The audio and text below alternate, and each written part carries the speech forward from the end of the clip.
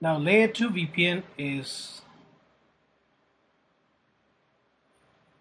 like we don't have routing. Instead we have a layer 2 encapsulation over MPLS IP.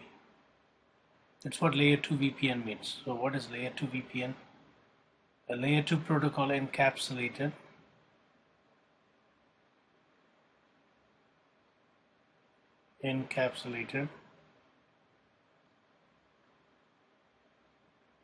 over MPLS IP network. Now to do this, there are various protocols. Depending on the protocol, involvement of MPLS may be there, may not be there. We'll talk about that in some time. So that's what layer 2 VPN means. We encapsulate with a layer 2 and send it. For that, this 2 device need not be a layer 3 device. See, the CA device and CA2 device, CA1 and CA2 need not to be a router. It can be a switch. It can be a switch, a layer 2 capability switch.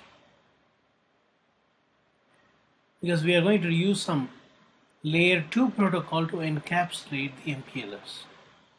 And we will not be having peer-to-peer relationship between C1 and PE1, which is R1. We will not have any peer-to-peer, meaning we will not be advertising any routes from CA1 to R1 or CB2 to R1 or CB1 to R3. We do not advertise any network to our provider. Provider is totally unaware of any network that is coming from customer. Then how the packets are going to be routed? They are going to be routed as layer 2, because layer 2 protocol is going to encapsulate MPLS. So there is no PE CE routing. There is no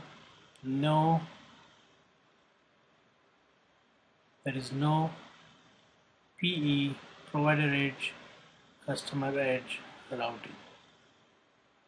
It's only switching.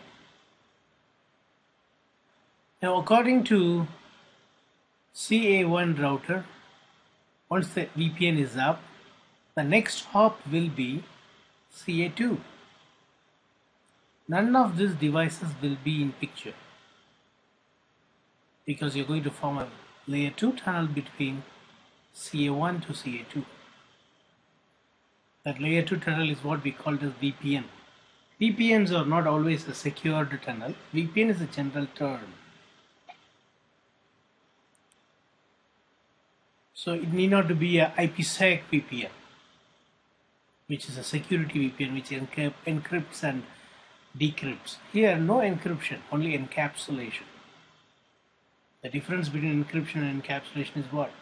Encryption is totally using ciphertext and transforming the data into non-readable hash value. On the receiving side, you decrypt it back to a readable format. Whereas encapsulation is different. Encapsulation is just covering, you take something and put it into something. You take all the IP packet or MPLS IP packet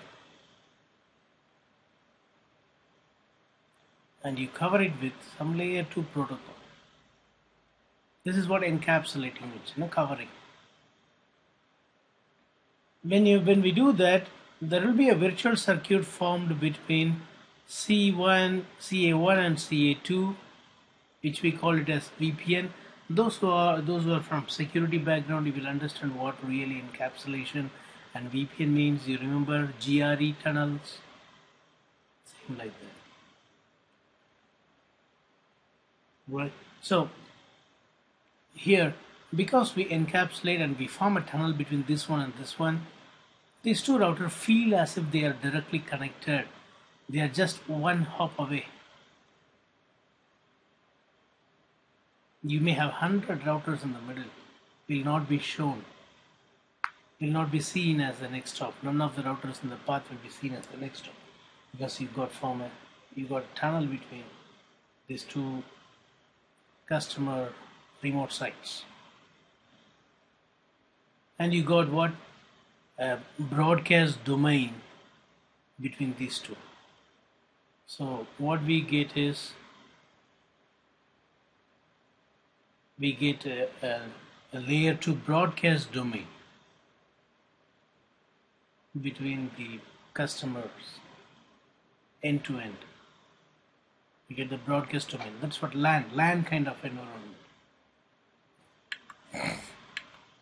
If you connect A1 and A2 directly, means they have a LAN kind of environment in between A1 and CA1 and CA2.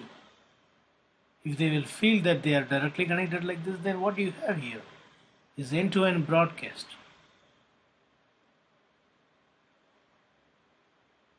So these are all the advantage of a layer 2 VPN, meaning you need not to have to advertise or redistribute the customer route from BGP to customer routing protocol.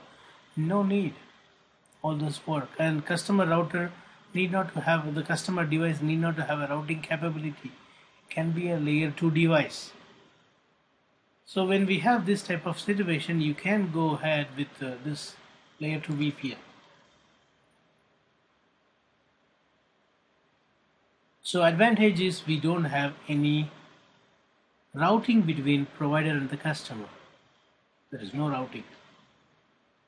Now to do this, what all protocol supports to do this? There are three main protocols which helps to have layer 2 VPN. So the layer 2 VPN protocols are as follows. There is something called MPLS, Virtual Private LAN Service.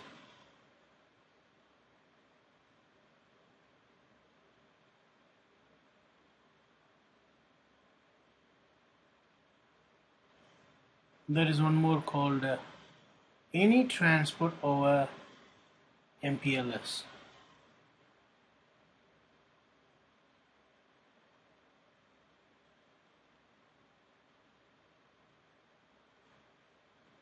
And there is one more called layer 2 tunneling protocol, and the version is 3. That's the latest version, layer 2 tunneling protocol version 3. So these are the three major protocols that is used to do layer 2 VPN. We are not really going to learn this protocol. This is too far away from our scope of study. But still, I want to give you a few difference between these protocols. Let's start from L2TP version 3, layer 2 tunneling protocol, layer 2 tunneling protocol version 3. Now, what it does is it encapsulates over IP network.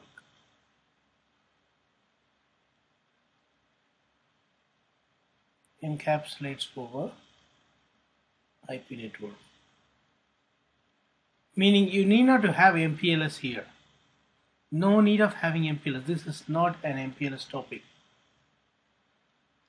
For you to have a VPN tunnel between CA1 and CA2, you need not to have MPLS on R1, R2, R3, R4, R5. If you have it also, not a problem, but that's not mandate. It just encapsulates the layer 2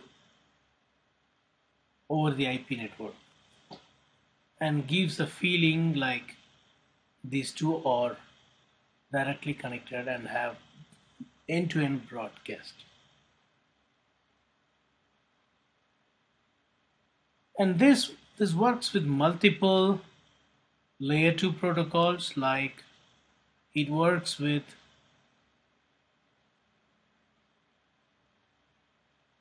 frame relay,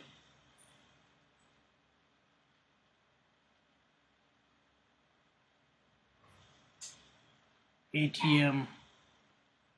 These are all very old technologies. PPP is widely used. Cisco proprietary HDLC, Ethernet, So what is not needed is MPLS. So there is no need of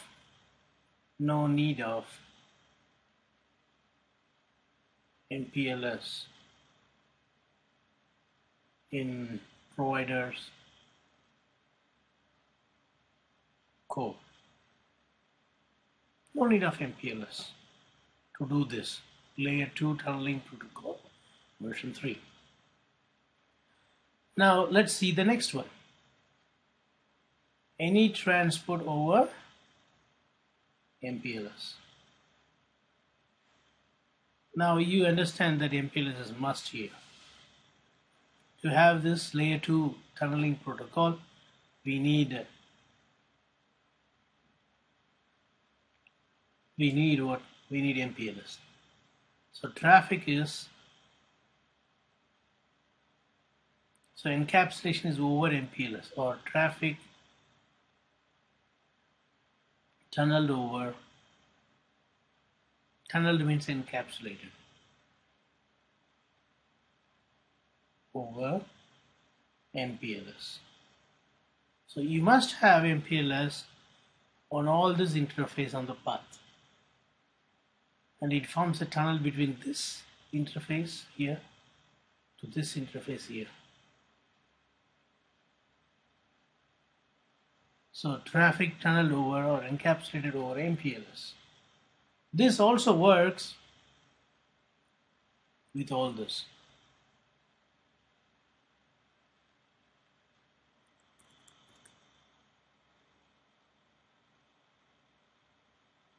This also works with all this layer 2 protocol, encapsulation protocol. So because it uses MPLS labels are involved to identify the tunnel endpoints between CA1 and CA2. So labels are involved because MPLS is there. So MPLS label, MPLS VPN. Same like, when we have layer 3 VPN, how the labels are used to identify the tunnel endpoint, multi-stack, same like that. Even on ATM we have it. The last one is, what is left? VPLS. So VPLS stands for Virtual Private LAN Service. Virtual Private LAN Service.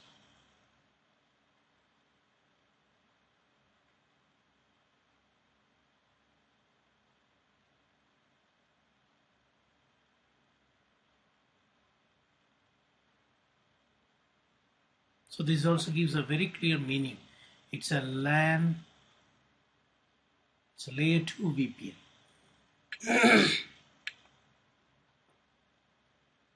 It's a layer 2 VPN. So this is used to have Ethernet over MPLS. So this also needs MPLS.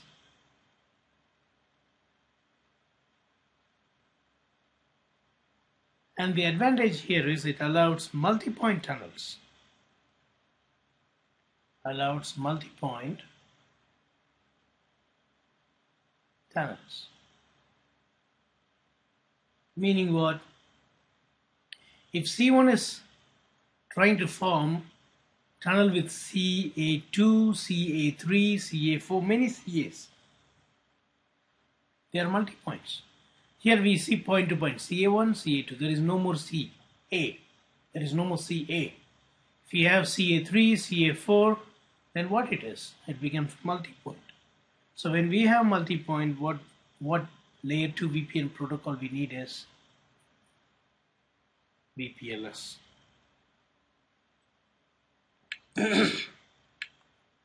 So this is what about layer 2 VPN. So next what we are going to get into is we are getting into traffic engineering in MPLS.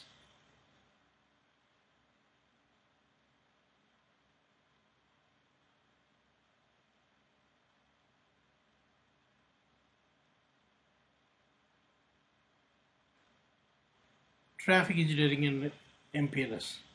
So what is the advantage of traffic engineering, it's very easy.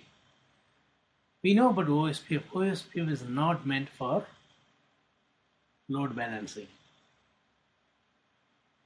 You cannot see in anywhere OSPF does unequal cost, equal cost, load balancing. No, you will not see anywhere right like that. Even if you have multiple paths of same metric, OSPF is going to pick one out of two. It will pick only one out of two. So now let us say to reach between router 1 to router 5. See, if CA1 needs to send something to CA2, definitely the traffic will come down to R1, and R1 will send the packet to R4, and R4 will send the packet to CA2. So between R1 and R4 it will be an MPLS. How the packets will go? The packets will go via R5. It won't go via R2 and R3 because cost is too high. Cost to reach from here to here via R5 is 1 plus 1, 2. Here 1 fast Ethernet, here 1 fast Ethernet. 100 by 100, 1. So 1 cost, only 2. If it goes via router 2, 3 and 4, it is 1, 2, 3 cost. So it will go by default via R5. Now all traffic will go only via R5 between CA1 and CA2.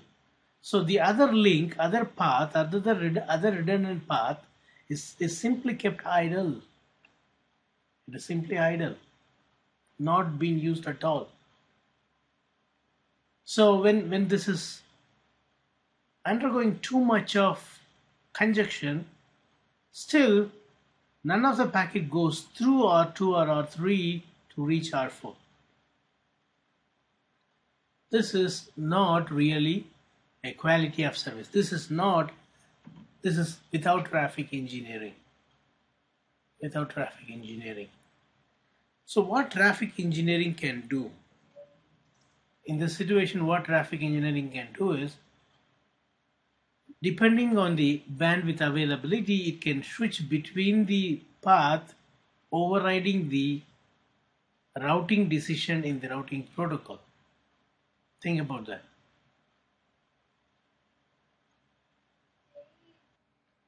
So when we got multiple paths, instead of having too much of load on one single link, we can enable traffic engineering so that whenever the other path is also needed, can be used for load balancing.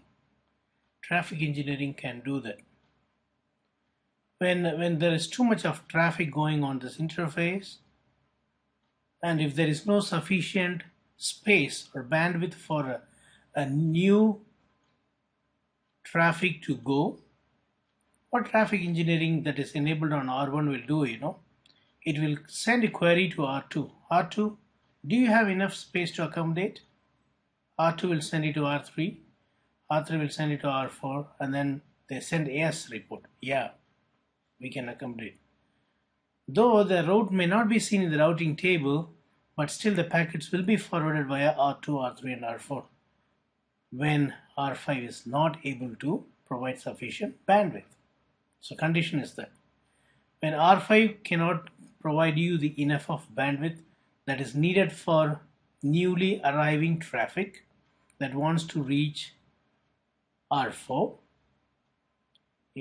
traffic engineering that you enabled, it sends a query to the other alternate paths, and if the sufficient bandwidth can be provided by the alternate path, that alternate path will be used for forwarding the load. Right. Now to do this, you cannot have any IGB protocol. You can have only two IGB protocols. It can be OSPF or ISIS. And we are not really aware of ISIS. Even I don't know completely ISIS. I just know how to enable it, and to an extent I can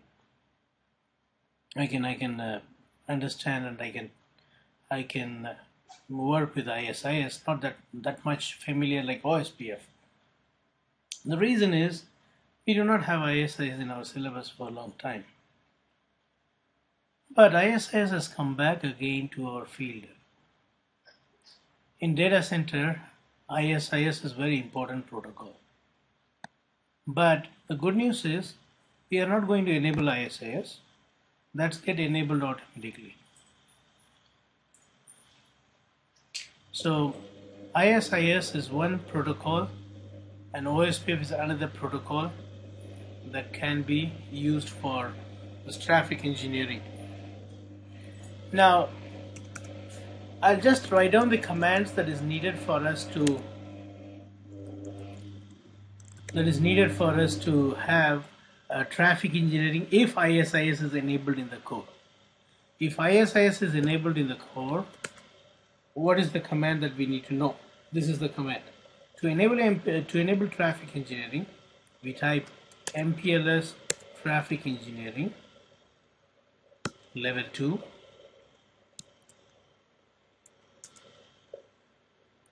Alright, don't worry about this. I'm just typing the command alone. You just copy the command alone.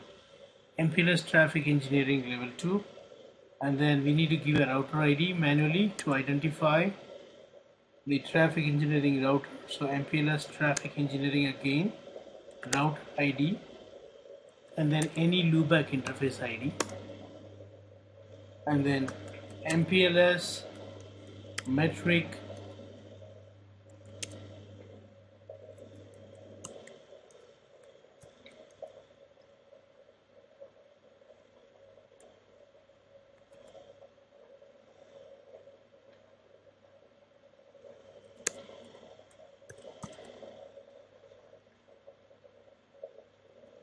this iOS doesn't support. There's a command called metric style wide. So these are the three commands that is needed for you to enable traffic engineering if you have ISIS in the cloud.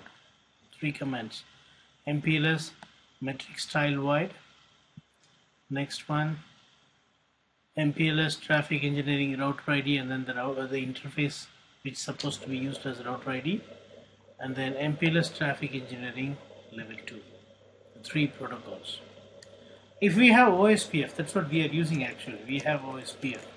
If you have OSPF, then we type this command. It's not three command, it is just two command. One is we have to say MPLS traffic engineering. What area we have? We have area 100. So area 100. So in area 100, I would like to enable traffic engineering. Equivalent to area, the command that we had in ISIS is this one, layer 2. It's like, backbone area there. Now here, MPLS traffic engineering, what area? I have area called 100, and then MPLS traffic engineering router ID loopback 0. That's all. These are the only two commands that you need to know if you want to enable traffic engineering on MPLS. Another protocol that need to be enabled along with this is RSVP. That is not our area of study here. If RSVP is already there in place, if you're an MPLS engineer, these are the two commands that you will be typing. MPLS traffic engineering area 100, MPLS traffic engineering router ID, and then the interface which need to be used as the interface IP address which need to be used as the router ID for traffic engineering to identify the other neighbor router. So this is what about traffic engineering. And other one small topic that I would like to discuss here is, what if I want to have an internet in I want to provide internet to my customer. I have CA1 here. Yeah. Yes, it's on the path, correct. Every router.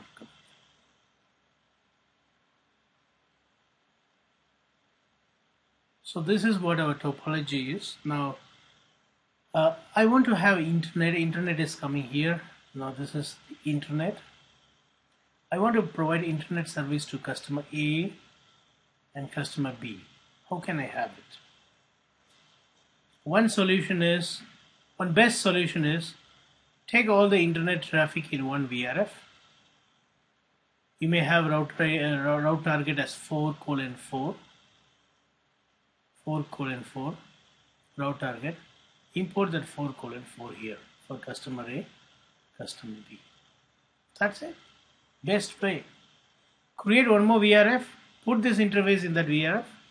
Whatever the export you have, import here. Right? And try to have different import and export. That is more good for us. Import, export, 4:5, and or let's say one thing.